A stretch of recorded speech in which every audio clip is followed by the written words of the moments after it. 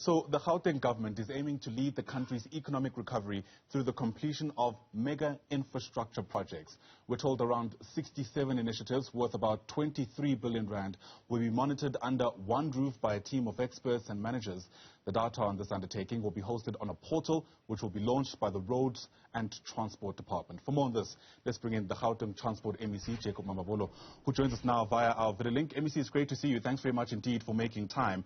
I imagine for ordinary people living in Gauteng, this idea of focusing on infrastructure will be welcome news, given just how many problems we still have, for instance, on some of our roads, within residential areas at least.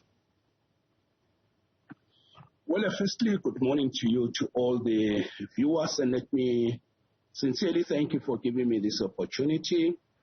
Let me emphasize the point you're making, that globally and right here in our country, and of course following the State of the Province address by the Premier, David Makhura, last week, the issue of infrastructure being the catalyst for economic growth and development, creating jobs, attracting investments and making sure that we can fight poverty inequalities, and of course unemployment. That point is a global, national, and of course provincial consensus. And that is why today we are very glad, in line with Premier David Makhura's directive of an emergency delivery mode, that we are unveiling a set of measures that will definitely fast track or put on the fast lane the delivery of infrastructure. And that's happening this morning. We have invited our service providers in the construction space. We'll be engaging with them, and then from there we'll unveil these measures that we have every reason to believe that they should be able to unlock the full economic potential and value of infrastructure delivery. Yeah. Can we speak with a bit more details there, MEC? Infrastructure is quite a broad term. I understand some of these projects, for instance, are going to be on Willem Nicol Road, a very busy road in Gauteng, the R46, R21. Can you get us a sense of what these projects are and which problems specifically you're hoping to address? So we are running a portfolio of transport infrastructure, and I must say that the key in that portfolio is the roads. New roads that we'll be building, roads that requires rehabilitation. Right. And this includes, if I were just to give you an example, we have a very important road that supports the economy in the area of Diepsloot, linking with the private developments in Steyn City. That road is quite critical to the economy in that area. You know, Premier David Makhura unveiled the special economic zone in the River City, in Enfuleni municipality, in between Van der Bijl Park and Vereeniging.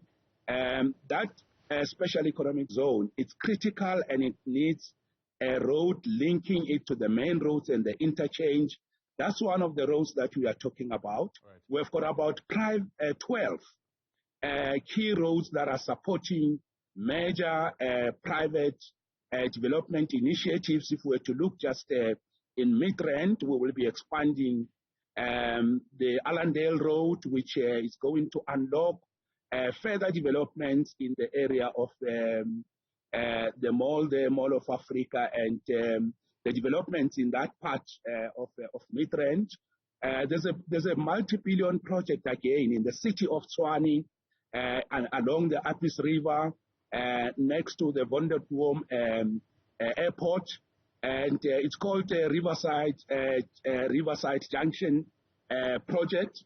That also requires that our department support it with the road.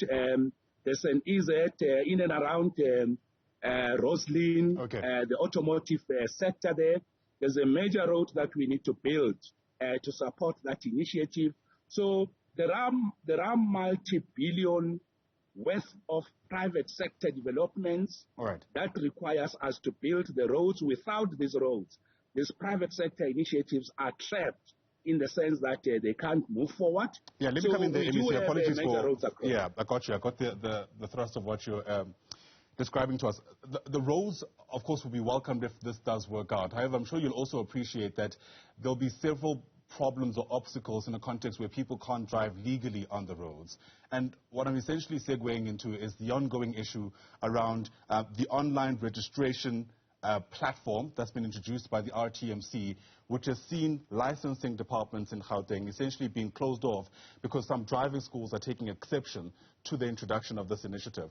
I'm sure you're watching this as the Transport MEC in Gauteng. What these driving schools are alleging is that the online booking system itself is not working properly. What do you know about that problem? Well, let me say to you that we have a relationship with the driving schools in the province. We have been engaged in them. And this problem of the online, the website of the Road Traffic Management Corporation, which is a national entity, it does affect quite severely the provision of services in our province. We are the economic hub. Driver licenses are very critical to the automotive sector, including selling of cars for people to get jobs. So it is affecting their businesses quite severely. And it is like, the machine that was broken, which is also a national competence to print the driver licenses. But whilst these are matters within the purview of national government, I have personally consulted with the leadership and management of the RTMC to try to find out why is it that their website is not working and the impact it's having on our province. And I have a commitment from them that this will be sorted. It started last week. It's almost a week that this is not working. Right. And I must say that I'm deeply, deeply concerned about the fact that the website is not working and it's affecting businesses of driving school. You can imagine if people can't apply because the website is down. So, yeah. But they have assured me they'll solve the problem. And next week, Monday, I have a meeting with the driving schools to try to discuss this issue with them while it is a matter that belongs to national government. Yeah, I hear you. But I'm sure you'll also agree that it's, at least on the face of it, unjustifiable for driving schools who perhaps are raising a legitimate issue to close down the entire center for what's almost been a week now. Well, firstly, we are also equally concerned about the conduct of some of the protesters. They are putting lives of our officials at risk.